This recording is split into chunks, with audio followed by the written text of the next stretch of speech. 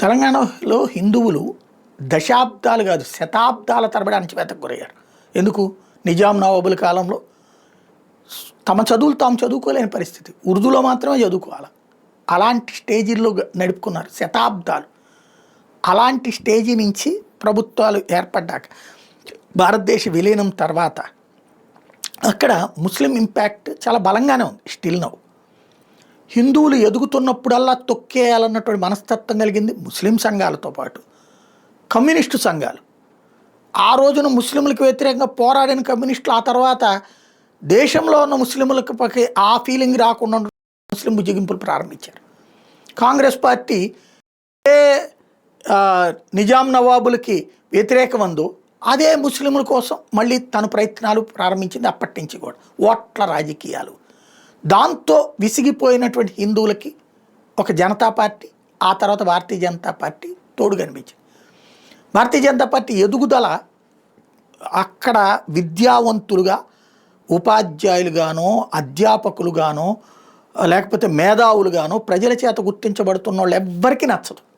ఎందుకంటే వీళ్ళంతా ఆ భావజాలం కలిగిన వాళ్ళు. సెక్యులర్ పేరుతో హిందూ వ్యతిరేకత, సెక్యులర్ పేరుతో ముస్లిం ప్రేమ, సెక్యులర్ పేరుతో క్రైస్తవ ప్రేమ కలిగినటువంటి వాళ్ళు. వీళ్ళందరూ బీజేపీని తొక్కడానికి చేస్తున్న కృషే మొన్న కూడా ముందుకు వస్తున్న భారతీయ జనతా పార్టీ వెనక్కి వెళ్లాల్సి వచ్చింది. ఇప్పుడు వీళ్ళందరూ కూడా బండి సంజయ్ని గట్టిగా తగులుకుంటున్నారు. బండి సంజయ్ ఉదంతంలో ఒకటి ఫోక్సో చట్టం అనేది చాలా పవర్ఫుల్. న్యాయం స్థానంలోనే నిజం తేలుతుంది. ఈలోపు ఆరోపణలు ఎలా ఉంటాయంటే లైక్ కోర్టు సినిమా లాగానే ఉంటాయి. రెండవ కోణం ఏంటంటే అబ్బాయి క్యారెక్టర్ని గురించి చెప్తున్నారు. ఏది అతను ఎవరినో కొట్టాడు, అది వీడియో వచ్చిందన్నాడు. కరెక్ట్. కమ్యూనిస్టు నాయకుల్లో ఎవరైనా ఏఎస్ఎఫ్ గానో ఎస్ఎఫ్ఐ గానో ఉన్నప్పుడు ఏఎస్ఎఫ్గా ఉండి ఎస్ఎఫ్ఐతోనూ ఎన్ఎస్యూతోనూ కొట్టుకోకుండా, ఎన్ఎస్యూగా ఉండి ఏఎస్ఎఫ్తోనూ ఎస్ఎఫ్ఐతోనూ కొట్టుకోకుండా ఒక్కడన్నా నాయకుడిగా ఎదిగినోడు ఉన్నాడా? అంటే వేరే విద్యార్థి సంఘంతో కొట్టుకోకుండా లేదా ఏబీవీపీతోనూ కొట్టుకోకుండా ఒక్కళ్ళన్నా జాతీయ స్థాయిలో కానీ రాష్ట్ర స్థాయిలో నాయకుడైన ఉన్నాడా? 2 తెలుగు రాష్ట్రాల్లో అది కాలేజీలు స్కూళ్ళ గోళ నడుస్తుంటుంది. అది రైట్ అనను, తప్పనినే అంట. ఎందుకంటే అలాంటి వాటి వలన స్కూళ్ళల్లో కాలేజీల్లో ఇబ్బందులు ఎదుర్కొన్నవాళ్ళు మాలాంటి వాళ్ళు, అది తప్పనే అంట. కానీ ఇక్కడ ఆ మాట అనే అర్హత వీళ్ళకు ఉందా?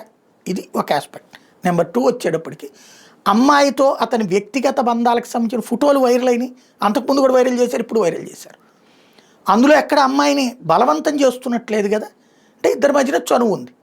సంథింగ్ వ్యక్తిగతంగా ఒక్కటి అమ్మాయి ఇష్టపడి లైంగిక సంబంధం పెట్టుకున్నా సరే నేరమే ఫోక్సో చట్టం ప్రకారం, అమ్మాయి మైనర్ అయితే. లేకపోతే నెక్స్ట్ నడుస్తుంది. బేసిక్గా ఇక్కడ అత్యాచారం 2 ఏళ్ల పాటు చేస్తారంటే అంతకంటే మూర్ఖత్వం మరొకటి ఉండదు. ఇది మైనర్ కాబట్టి అమ్మాయితో సంబంధాన్ని ఆ విధంగా ప్రొజెక్ట్ చేసుకొస్తున్నారు. కాబట్టి అక్కడ ప్రజల్లో కూడా అయోమయం ఉంది. ప్రజల్లో మోడీ వ్యతిరేకులు, బీజేపీ వ్యతిరేకులు, హిందుత్వ వ్యతిరేకులు దీన్ని అంతా సమర్థిస్తుంటారు. తప్పేం లేదు, అతన్ని లోపలేసేయాలి, జైల్లో పెట్టాలి, ఉరిదీసేయాలని చెప్తుంటారు. అదే సందర్భంలో సరిగ్గా తటస్థులకి అర్థమవుతుంది సీన్ ఏంటి అన్నటువంటి.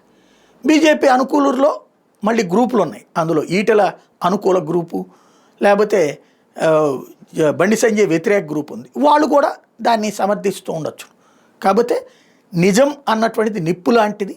ఎప్పటికైనా స్పష్టత వస్తుంది. ఏం జరుగుతుందో చూద్దాం.